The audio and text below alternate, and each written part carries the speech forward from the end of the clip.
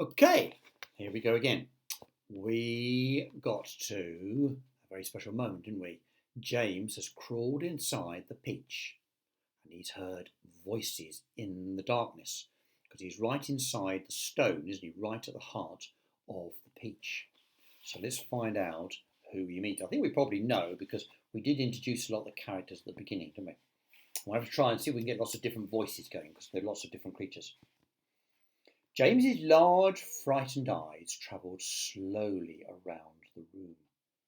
The creatures, some sitting on chairs, others reclining on a sofa, were all watching him intently. So this peach is so big that inside the stone, which is so big to have a room inside it, they've actually got chairs and a sofa. Creatures, or were they insects? Is an insect a creature? I don't know. We use words like that. Animals and creatures and birds and mammals, and sometimes we use them all for different things, don't we? I think insects are creatures myself, but an insect is usually something rather small, isn't it? Like a grasshopper, for instance, is an insect.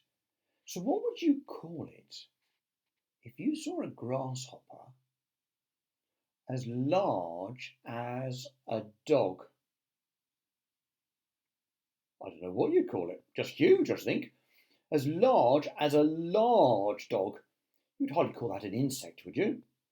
There was an old green grasshopper, as large as a large dog, sitting directly across the room from James now. And next to the old green grasshopper was an enormous spider. Now, in this story, I think we'll probably find spiders quite friendly, but somehow enormous spiders, that's not something we sort of get a bit nervous about, don't we, sometimes? Although usually they're completely harmless. Next to the spider, there was a giant ladybird with 9 black spots on her scarlet shell. That's what most ladybirds are, isn't it? The black spots on red ladybirds. Each of these 3 was squatting upon a magnificent chair. On the sofa nearby, reclining comfortably in curled up positions, there were a centipede and an earthworm. On the floor, over in the far corner, there was something thick and white that looked as though it might be a silkworm. But he was sleeping soundly and nobody was paying any attention to it. Every one of these creatures was at least as big as James himself. That would be a scary spider, wouldn't it? So what did we say James is? He's about 10, isn't he?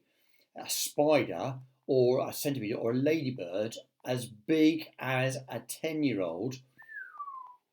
In the strange, every one of these creatures at least as big as James himself, and in the strange greenish light that shone down from somewhere in the ceiling, they were absolutely terrifying to behold. "I'm hungry," the spider announced suddenly, staring hard at James.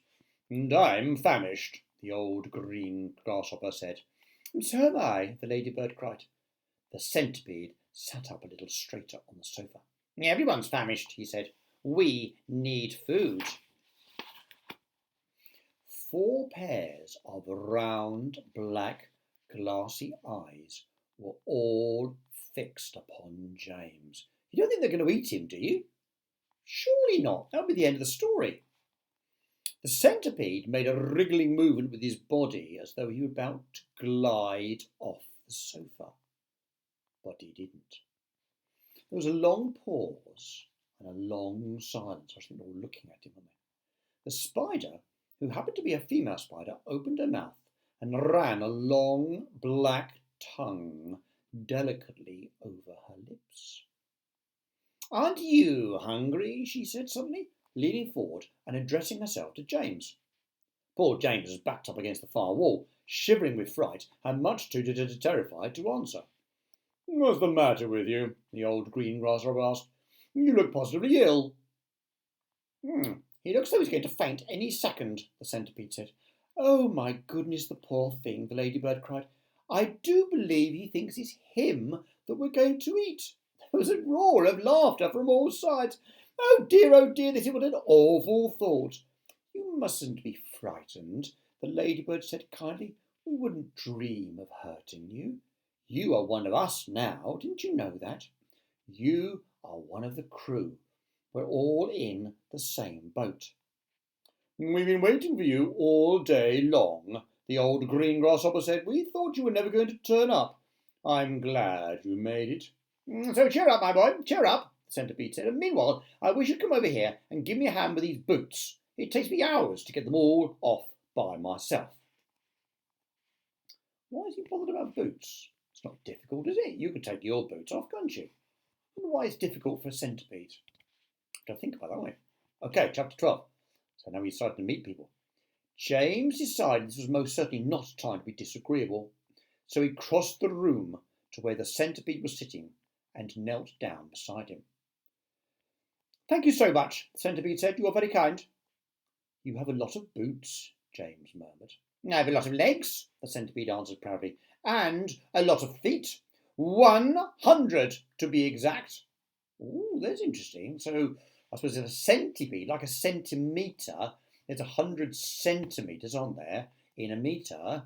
So maybe that's why he's called a centipede. Either people think he's got 100 feet, or maybe he has. Let's see. Oh, there he goes again, the earthworm cried, speaking for the first time. He simply cannot stop telling lies about his legs. He doesn't have anything like 100 of them. He's only got 42. The trouble is that most people don't bother to count them. They just take his word. And anyway, there's nothing marvellous, you know, centipede, about having a lot of legs. Well, there's something to do some homework on, isn't it? I might do that till the next story. You could do that as well. Check up on your computer. How many legs has a centipede got? Has it really got 100? And there's a millipede as well, isn't there? How many legs has a millipede got? Who knows? But that would be 1,000, logically. That'd be 1,000. But I can't believe a millipede's got 1,000 legs. Anyway. Poor fellow, the centipede said, whispering in James's ear. He's blind. He can't see how splendid I look. In my opinion, the earthworm said, the really marvellous thing is to have no legs at all and to be able to walk just the same. Of course, worms don't have legs, do they? You call that walking? Cried the centipede. You're a slitherer, that's all you are. You just slither along. I glide, said the earthworm primly. You are a slimy beast, answered the centipede. I am not a slimy beast, the earthworm said. I am a useful and much-loved creature. Ask any garden you like. And as for you, I am a pest, the centipede announced, grinning broadly and looking round the room for approval. He is so proud of that, the ladybird said, smiling at James, though for the life of me I cannot understand why.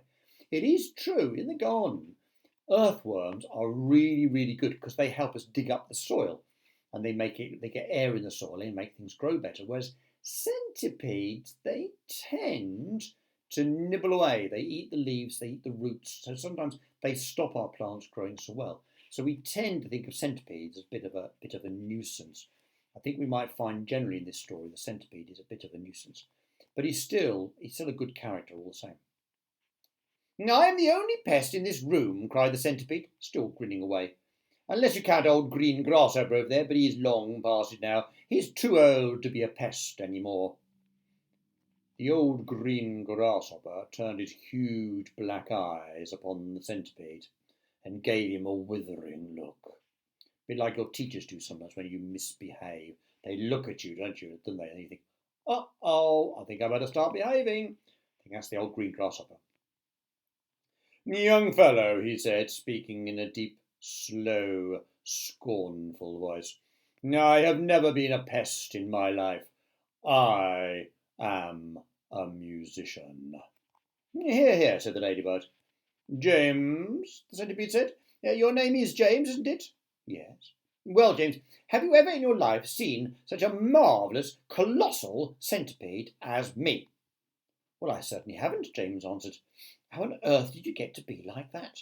Not very peculiar, the centipede said. Very, very peculiar indeed. Let me tell you what happened. I was messing about in the garden under the old peach tree, and suddenly a funny little green thing came wriggling past my nose. Bright green it was, extraordinarily beautiful, and it looked like some kind of tiny stone or crystal. Oh, but I know what that was, cried James. We know as well, don't we? Because we knew they were in the bag. It happened to me too, said the ladybird. And me, the spider said. Suddenly there were little green things everywhere. The soil was full of them.